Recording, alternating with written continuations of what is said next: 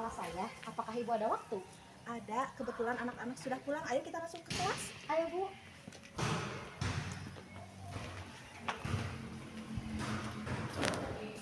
Silakan duduk, Bu. Terima kasih Bu. Apa yang mau Ibu ceritakan? Begini Bu, akhir-akhir ini saya merasa murid-murid di sekolah saya kurang antusias dalam pembelajaran saya, sehingga dalam mengerjakan tugas-tugas pun mereka hanya menyelesaikan tugas sekitar 50% saja. Kalau dari skala 1 sampai 10, kira-kira ada di skala berapa, Bu? Ya, kira-kira ada di skala 6 Bu. Apa yang Ibu harapkan?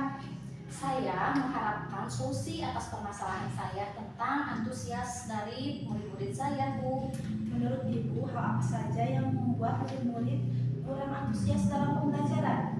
Menurut saya ingat kembali ya Bu, banyak hal yang menyebabkan murid-murid kurang antusias dalam pembelajaran. Yang pertama, pembelajaran yang sepertinya sedikit membosankan, terlalu monoton, selalu dominan untuk berbicara sendiri, berbicara di depan murid-murid saya. Dan yang kedua, tidak memberikan kesempatan kepada murid-murid saya untuk berpendapat atau aktif berbicara dalam pembelajaran saya.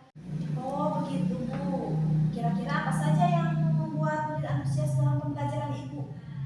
Menurut saya, murid-murid pasti menginginkan pembelajaran yang asyik, tidak monoton, dan juga tidak membosankan, Bu. Lalu menurut pendapat Ibu, apa saja yang bisa membuat murid-murid asik dan tidak bosan pada pembelajaran? Menurut saya, pembelajaran harus berpusat pada peserta didik. Murid-murid juga diminta untuk aktif dalam pembelajaran. Kemudian adanya ice breaking ataupun games supaya pembelajaran lebih menarik. Lalu Bu, kalau mengenai tugas yang diberikan kepada murid Ibu, apakah penyebabnya sehingga kurang antusias dalam pengumpulan tugas? Kemungkinan karena tugas saya terlalu banyak ya Bu, dan berisi banyak pertanyaan.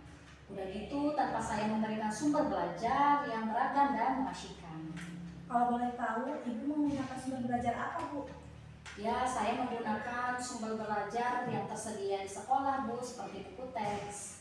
Adakah selain buku teks? Saya pikir banyak ya Bu, sumber belajar seperti video YouTube, buku cerita bergambar, dan juga menggunakan aplikasi yang sedang tren saat ini ya Bu. Nah, saya yakin sekali Ibu bisa menggunakan berbagai media pembelajaran. Pasti akan membuat murid-murid antusias dalam pembelajarannya. Jadi sekarang apa rencana Ibu untuk menyelesaikan masalah ini? Mungkin yang pertama, saya akan merancang pembelajaran yang menyenangkan dan juga menggunakan sumber belajar yang beragam seperti video YouTube, buku cerita bergambar, ataupun hal-hal yang menarik yang membuat peserta didik antusias dalam pembelajaran. Kemudian yang kedua, saya akan memberikan tugas yang tidak membosankan dan juga tidak terlalu banyak ya Bu.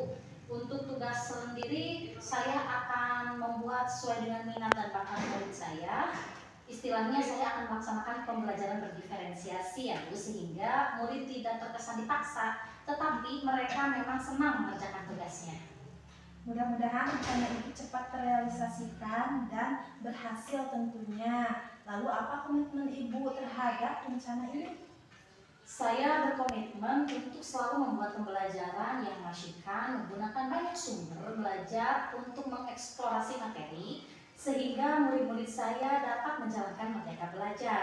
Dan saya juga akan membuat murid-murid saya senang dalam kegiatan eksplorasi materi tanpa ada unsur paksaan. Akan saya serahkan pemilihan sumber belajar pada murid-murid saya Bu. Saya sangat mendukung Bu, mudah-mudahan semua berjalan lancar dan sesuai harapan Ibu. Terima kasih ya Bu atas sharing hari ini. Mudah-mudahan kita semua menjadi guru yang dirindukan oleh murid-murid kita. Amin. Amin ya rabbal alamin. Kalau gitu saya permisi dulu ya Bu. Ya Bu, silahkan. Terima kasih. Assalamualaikum. Waalaikumsalam.